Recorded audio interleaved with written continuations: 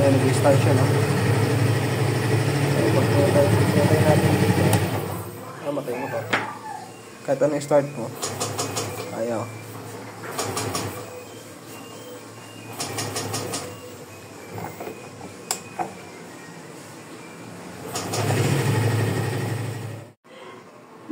So ito mga idol, no? Nagkabit tayo ng kill switch. Bale ito yung ignition coil sa ating Mio gear. Gumawa ako ng kill switch niya. Ito, switch, tapos positive, negative, tapos ito yung ignition coil. Plug and play lang to para wala tayong putol. Ayan, gumamit lang ako ng male saka female na terminal.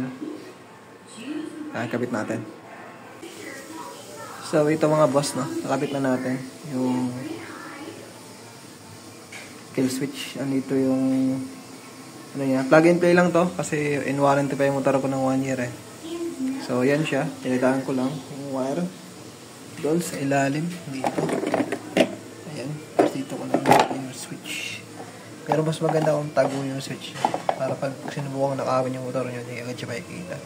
Pero ito, nasa ilalim naman ng compartment, hindi ko siya makikita. So, testing natin.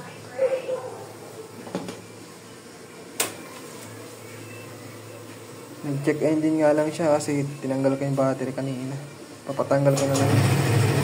Ayan, nag-start siya, no? So, pag-try natin dito, matay mo to. Kahit ano start mo, ayaw.